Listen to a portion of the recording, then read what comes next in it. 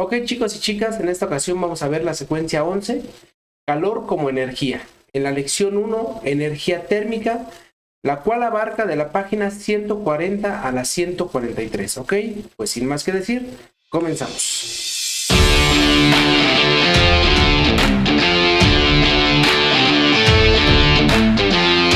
Y dice, Erasto Pemba, 1950, tenía 13 años cuando un día en la escuela secundaria de Mangaba descubrió algo que lo haría famoso. Él y un compañero preparaban sus propios helados. Mientras Erasto hervía la leche, observó que su compañero metía al congelador la suya sin hervir. Temiendo perder su lugar, Erasto vació la leche caliente en un recipiente, esperando no estropearlo. Lo metió al congelador y retornó a sus actividades. Un par de horas después, él y su compañero volvieron a buscar de sus helados. ¿Y qué crees? Contrario a la intuición, el de Erasto estaba congelado, pero no así el de su compañero. Erasto buscó una explicación, le preguntó a su maestro de física, pero este no le creyó. Según la ley de enfriamiento de Newton, la rapidez con la que un cuerpo se enfría es directamente proporcional a la diferencia de temperaturas entre el cuerpo y sus alrededores. El profesor concluyó que Pemba se había equivocado. Pero no fue así. Erasto tenía razón. Sus propios experimentos y los de otros confirmaron hoy a lo que Erasto observó. Siendo un estudiante como tú, se le llamó efecto Pemba. Inciso A. ¿Cuál era el resultado esperado del experimento de Erasto y su compañero? Según la ley de enfriamiento de Newton, ¿por qué? Bueno, lo que se esperaba, según el experimento, es que el de Erasto, que había hervido la leche, se enfriara primero y después el que estaba a temperatura ambiente, que era el de su compañero, ¿no? Eso era lo que se esperaba. Y según la ley del enfriamiento de Newton, recuerden que esta ley nos dice que si estás a una temperatura menor, se supone que debería de congelar al mismo tiempo, ¿sale? Entonces, precisamente por esto este efecto es tan representativo. Inciso B. El efecto Pemba implica que la ley de enfriamiento de Newton es incorrecta. No, únicamente se da en estos casos, en el caso de los líquidos calientes, del agua, de la leche, todo esto, pero recuerden que esta ley básicamente nos hablaba de la materia, la ley de enfriamiento de Newton, ¿sale? Inciso C, intenta dar una explicación del efecto Pemba. Bueno, fíjense, aquí una explicación, todavía, aún a la fecha, todavía no hay una explicación que sea completamente válida o reconocida en la comunidad científica. Sin embargo, algo de lo que se dice o de lo más aceptado es que, por ejemplo, cuando tú tienes una taza de café, vamos a poner, y tú le soplas, ¿te acuerdas que habíamos dicho que las partículas, el líquido al alcanzar cierta temperatura empieza a cambiar de un estado, en este caso de estado líquido a estado gaseoso? Entonces, cuando tú soplas y te das cuenta que sale más humito, ¿no? Es decir, las partículas que alcanzan esa temperatura mayor se evaporan y se van yendo, ¿no? Y entre más le soples, sale más humito, es decir, más partículas se evaporan. ¿Estás de acuerdo? Entonces, si vamos viendo todo esto, eso pequeño, aunque es milimétrico lo que se alcanza a las partículas que se alcanzan a convertir de estado líquido a evaporarse a humito, aunque son muy mínimas, ¿estás de acuerdo que están reduciendo el nivel de agua, ¿no? Entonces ese nivel de agua es menor, por lo tanto es que se congela más rápido. Esa es una de las teorías que son más aceptadas, ¿no? Ahora, si a esto le sumas que las partículas que salen son las de mayor calor y las que se quedan son las de menor temperatura, entonces eso no lo está haciendo el agua a temperatura ambiente, porque de ahí no sale humito. De la que sale humito o de la que está hirviendo, si tú le soplas, pues obviamente van a salir mayor partículas, ¿no? El refrigerador, ¿qué hace? Si te has dado cuenta que funciona a través de unos ventiladores, ¿no? Entonces es como estar soplando a todo alrededor. Por eso es que se congela, ¿no? Porque está sacando más las partículas que alcanzan un estado de evaporación, se convierten de un estado líquido a uno de evaporación, y eso es lo que va pasando prácticamente. Al menos esas son las teorías que más se aceptan en la comunidad científica, ¿vale? Esa sería una explicación para nuestro inciso C. Pasamos al siguiente. Inciso D. Erasto no descansó hasta obtener una respuesta, incluso cuando sus profesores aseguraban que estaba equivocado. ¿Qué reflexiones te inspira esta situación? ¿Qué reflexiones? Bueno, que no todo está hecho, no todo está comprobado. Es decir, podemos tener ciertos parámetros, ciertos paradigmas, pero eso no quiere decir que ya todo esté descubierto. No hay cosas como este efecto Pemba que salen de lo convencional de la física. Entonces, aunque tú seas un estudiante de secundaria, y yo sea un profesor o cualquiera de nosotros, podemos hacer un descubrimiento grande, ¿no? No necesariamente porque creamos que ya está, es que ya así se queda para siempre. Siempre hay. La ciencia esa característica tiene, que la ciencia va cambiando conforme vayamos teniendo conocimientos. Por ejemplo, en su tiempo se pensaba que la Tierra era plana y era imposible el pensar que era redonda, ¿no? Era un paradigma muy grande. Ahora, por ejemplo, yo les puedo decir que a lo mejor se piensa que no existe ovnis, que es algo muy fuera de la realidad, ¿no? O que los viajes en el tiempo son imposibles. Ahorita no se tiene ese conocimiento, sin embargo, sí ha habido investigadores que se han dedicado a eso. Por ejemplo, del viaje en el tiempo, tenemos algo de la dispersión del tiempo, ¿no? De la relatividad que nos hablaba Einstein. Entonces sí se ha intentado hacer algo al respecto. No lo han descubierto, pero eso no quiere decir que no exista. Eso es lo que nos deja esta reflexión de Erasto, ¿no? Que siempre va a haber algo que descubrir y que no porque seamos, entre comillas, personas comunes o que no nos dedicamos a la ciencia, no podemos hacer un descubrimiento de esta magnitud, ¿vale? Continuamos. Aquí es bien importante ver energía térmica. ¿Qué es la energía térmica? Aquí nos van a explicar qué es la energía térmica, ¿no?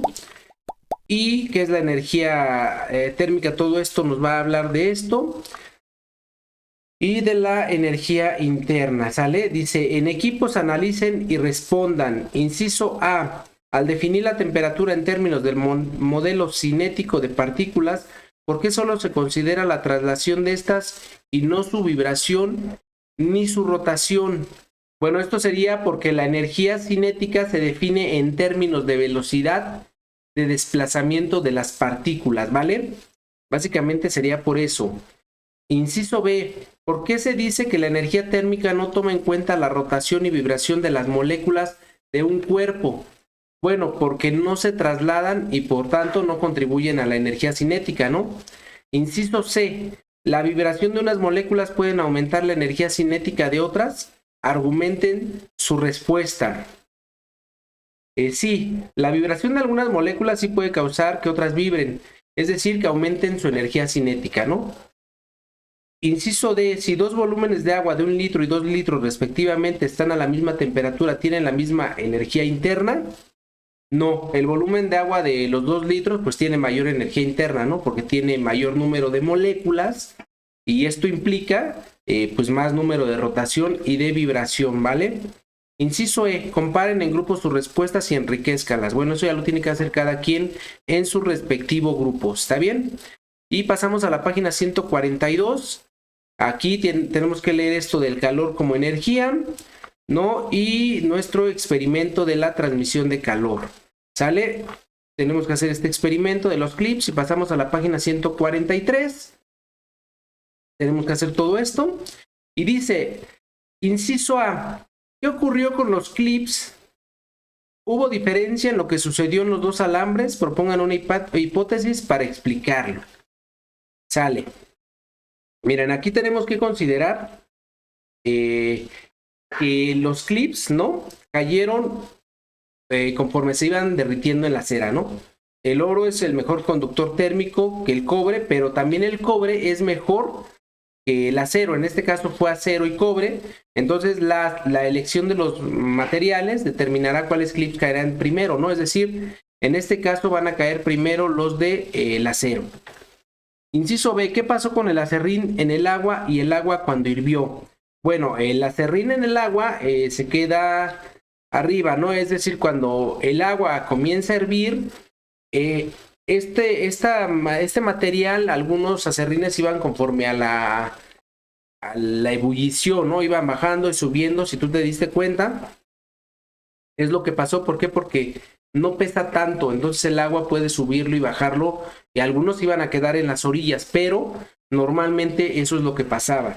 Inciso C, hubo diferencia de temperatura del agua en ambas botellas, nos está hablando de estas dos botellas. Sí, el agua negra iba a estar a mayor temperatura y el agua blanca, más bien la botella blanca, su agua iba a estar a menor temperatura. ¿Por qué? Porque siempre el color negro tiende a absorber mayor energía, es decir, en este caso los colores, y sería el sol, ¿no? ¿Por qué? Porque es una forma del color que tiene, es uno de los colores que más absorbe la energía y el calor. Si de hecho tú te das cuenta, cuando te pones una playera negra o un suéter negro, el calor te da mucho más fuerte. Es porque el color negro no refleja la energía, no la redirecciona. Sin embargo, el color blanco siempre la va a reflejar. ¿Eso qué quiere decir? Que se queda con menos energía. Se queda con menos energía. Sí le da calor, pero no el mismo que al de color negro. El del color negro no refleja nada. Por lo tanto, se queda toda la energía. Y el color blanco refleja todo. Todos los colores los refleja el color blanco. Entonces, ¿qué pasa? Que se queda con muy poca energía.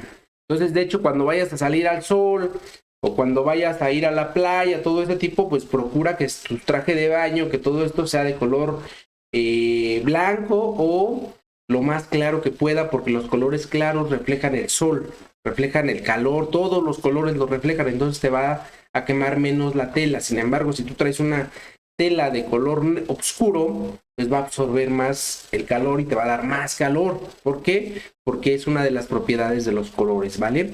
Entonces eso tendríamos que verlo. Inciso D, en grupo revisen sus respuestas y propongan una explicación de los fenómenos. Bueno, ya la explicamos, ¿no? Así como les acabo de comentar.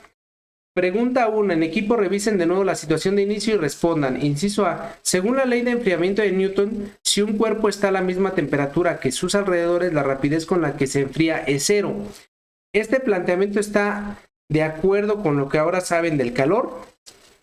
Sí, porque si un cuerpo está en equilibrio térmico con el ambiente, no habrá transferencia de calor, ¿no? Básicamente así quedaría. Inciso B, investiguen en internet explicaciones del efecto Pemba. Todavía no se acepta una definitiva, pero hay muchas. Bueno, son las que les planteaba en un inicio, ¿no? De esto de que al convertirse, de pasar de un estado líquido a uno gaseoso, esas pequeñas moléculas que abandonan son las que hacen que exista una menor cantidad de líquido, y en el líquido se quedan las partículas de menor temperatura, por lo tanto alcanzan ahora sí que se congelan más rápido precisamente por esos datos, ¿no?